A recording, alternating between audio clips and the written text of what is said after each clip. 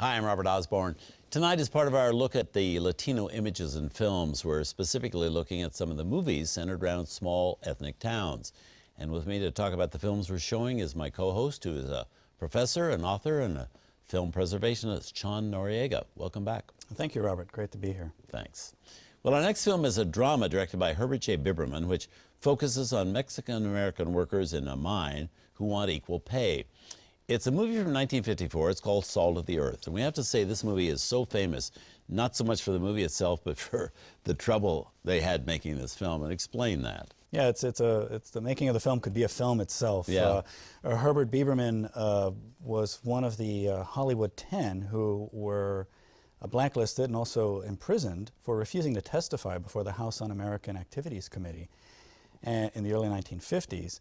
And when he's released from prison, he sets out to make a film about an actual strike that took place in New Mexico involving mostly Mexican-American workers.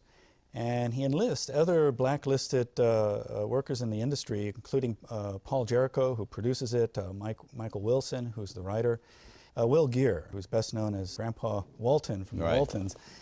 And what's interesting about the film is that it involves a large number of non-professional actors drawn from the actual participants in the strike, mostly Mexican-American workers or miners that had been part of the strike.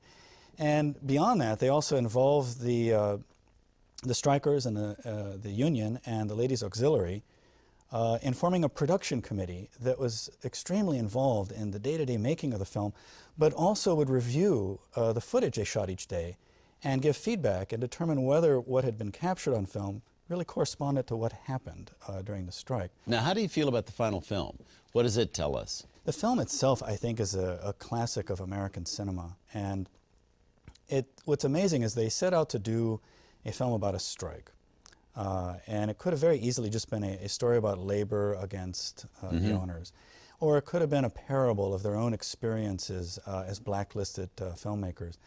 But instead, they really were very faithful to the incident itself, and in many ways, including a lot of the contradictions. And they brought to the foreground not just the labor issues, but the racial dimension, and then the gender dynamics and the gender conflict that existed within the community itself, and tied it all together into a vision of social change. And it's really quite astounding for its time and even for today. Yeah, here it is.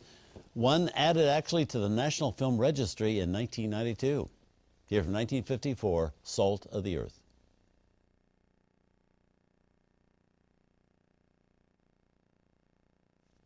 Powerful film, so glad we could show it. And here to discuss it is my co-host every Tuesday and Thursday this month, author and UCLA professor Chon Noriega, who's an expert on the subject of Latino images in film. Interesting to see this movie 13 years before, In the Heat of the Night, and a line so reminiscent of, "They call me Mr. Tibbs." Yeah, the main character, Ramon, is being questioned by a police officer saying, "Ray, I can call you Ray," and his response is, "My name is Quintero, Mr. Quintero." Yeah. And it's shocking when you see that and you realize how early this is being articulated, Yeah. the idea of being treated as an equal. Right. And the great thing about this film is they extend that beyond just the male character to Ramon's wife, Esperanza, when Ramon's about to hit her. And she gives one of the most powerful speeches in the entire film, and for that period, that really shows you can expect to have an improvement in terms of labor or in terms of race without also having gender factored in, and that all of these have to work together. And the film's a powerful statement about the need for that. And I think it, in part, explains how the film really became a powerful influence for a first generation of Chicano filmmakers in the 1970s, when they were trying to educate themselves to the history of how Mexican Americans and other Latinos have been portrayed in Hollywood, but they were also looking for role models. And this became the film they all gravitated to. And many critics at the time, writing about issues related to Latino representation, would say this is the first film, even though it's not made by Latino filmmakers. The non-professional actors, who were also the subject of the story, were given such an incredible role as participants in the making of it. And the film itself is so exemplary that we really have to see it as a starting point. So in some ways, people will take this as the beginning of a decisive shift that involves Latino participation in the making of the films. Yeah.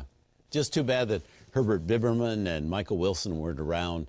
Will Geer was, and Gail Sondergaard.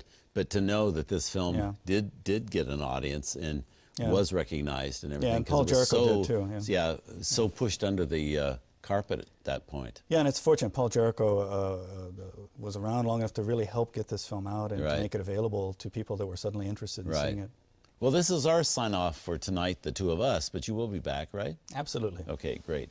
It's time for us to say goodnight to Chon, but not goodbye, because he'll be back on Thursday in prime time to give us some more insights into the movies in our Latino Images Film Festival. In the meantime, though, do stay with us, because up next we have a movie from director Vincent Sherman starring Lee J. Cobb and Kerwin Matthews that's set in the Garment District of New York City.